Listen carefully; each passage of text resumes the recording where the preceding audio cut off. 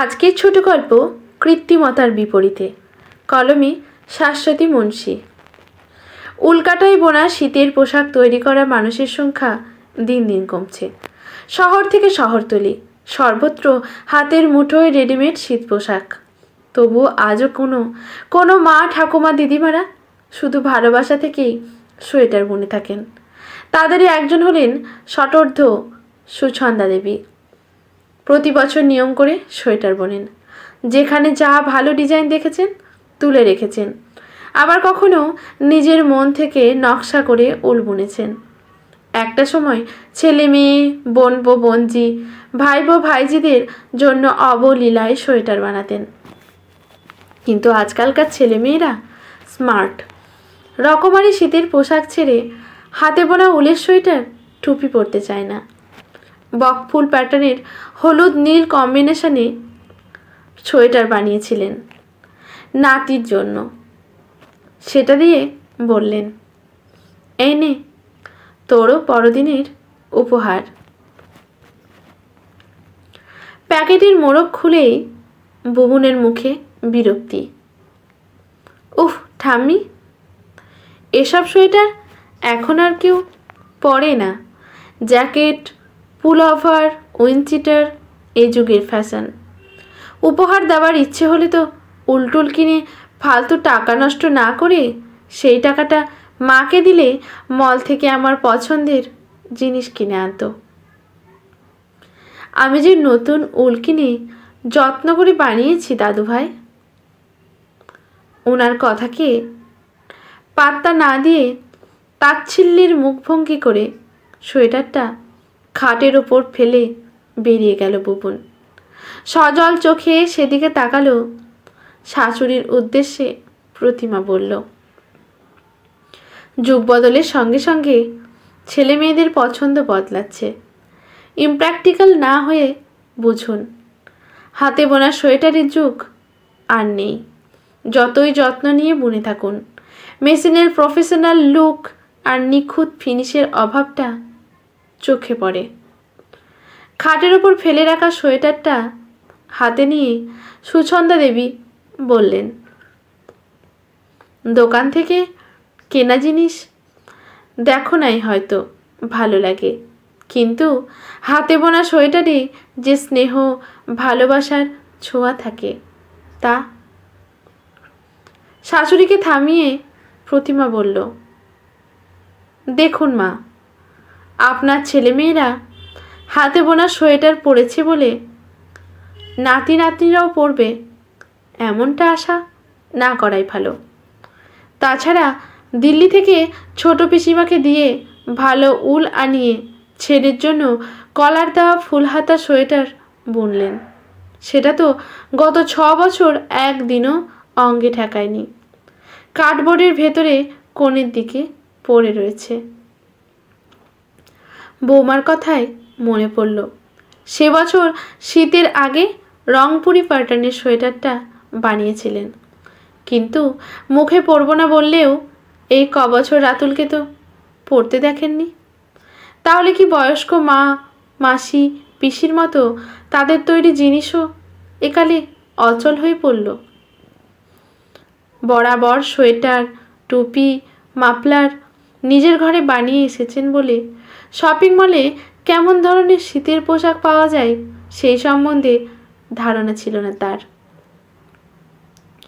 পৌষ মাসে মেয়ের ঘরের নাতনি পিউর 8 বছরের জন্মদিনে বানিয়ে দিয়েছিল গোটা একটা উলের ফ্রক। লাল রঙের ফ্রকের সামনে পিছনে উড়ে বেড়াচ্ছে সবুজ হলুদ প্রজাপতি। বুদ্ধি খাটিয়ে একটু বড়সড়ই বানিয়েছিলেন, যাতে 2-1 বছর পরতে পারেন। কিন্তু সেটা যে নাতনির পছন্দ হয়নি সে কথা পরে হাবে ভাবে বুঝিয়ে রুমেলা বলেছিল, তোমার বয়স হচ্ছে মা, চোখের প্রেসার দিয়ে এসব উলের জিনিস আর বানিও না। কেন রে, দিদি ভাইয়ের ভালো লাগেনি নকশাটা? তা নয়, উপহার দিয়েছ তাই বাড়িতে 2-1 বার পড়বে বলেছে। তবে ওটা পরে টিউশনে, নাচ, গানের ক্লাসে যাওয়া যায় না, আর আমি ওকে পড়ার জন্য জোর করতেও পারবো না।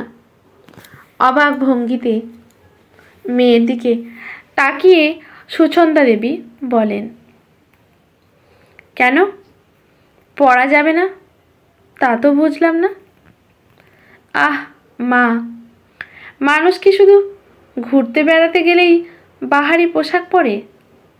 এখনকার ছেলেমেয়েরা স্কুল বাদে দরকারে অদরকারে যেখানেই যায় সাজ পোশাকে ফিটফাট থাকে। আর এখন রেডিমেড এত সুন্দর সুন্দর শীতের পোশাক বেরিয়েছে যে ওইসব উলের ফ্রক একদম বেবানান লাগে। কথাটা বলা মাত্রই মায়ের করুণ ভাব দেখে রুমেলা বললে, তুমি কিছু মনে করো না, পিউ ফ্রকটা একবার পরলে তারপর ওটা আলমারিতে বেকার পড়ে থাকবে। তার চেয়ে বরং তোমায় দিয়ে যাবো ক্ষণ, পারলে কাউকে দিয়ে দিও। নাতি নাতনির প্রত্যাখ্যান করা জিনিস দুটো ট্রাঙ্কবন্দি রাখেননি। ঠিকে ঝিয়ের ছেলে মেয়েদের জন্য দেওয়ার সময় ওর মুখের অপ্রত্যাশিত আনন্দের ছাপ ওনার ব্যথা ভরা মনে খানিক ভালো লাগা ছড়িয়েছিল। পশ্চিমের বারান্দায় মেঝেতে সোনালি রোদ্দুরে রং বেরঙের পশম গোলার সমাহার। লাগোয়া দেওয়ালে ছায়া ফেলে নাচছে সুচন্দা দেবীর হাতের এক জোড়া কাঁটা। পেশাগত জীবনে উনি ছিলেন স্কুল শিক্ষিকা। কো এডুকেশনে স্কুলের টুকটাক উলের কাজ হলে নিজের স্কুল জীবনের মতো একেবারে হয় না। তিনি বাংলা মাধ্যম স্কুলে পড়াতেন। মাধ্যমিকে কর্মশিক্ষা বিভাগের ছাত্রীদের সোয়েটার বানাতে হয়েছিল। সে সময় ধৈর্য ধরে মায়ের কাছে বসে উল বুনতে শিখেছিলেন। ছিল আয়েশ উৎসাহ। কিশোরী বেলায় প্রতিবেশী দিদি বৌদিদের সঙ্গে বসে উল বুনতেন। নানা ভাবনায় আদান প্রদান হতো। স্কুলে যাতায়াতের সময় বুনে ফেলতেন সোয়েটার, মাপলার, ছোটদের টুপি, মোজা।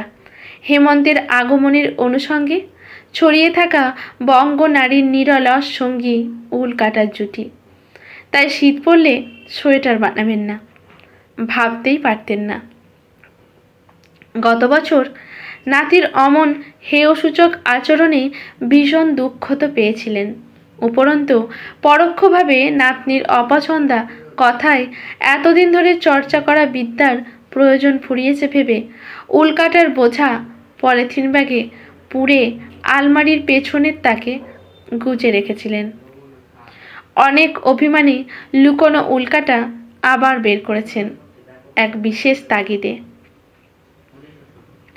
আচ্ছা জেঠিমা, সেই কব্বে থেকে যে এত শীতের জিনিস বানিয়ে এলে, তা বাড়ির কেউ তো পড়ে না, তবুও বানাতে ভালো লাগে তোমার? লাচ্ছি উল খুলে গোল্লা পাকাতে পাকাতে জিজ্ঞাসা করল গৃহ পরিচারিকা ফুচি।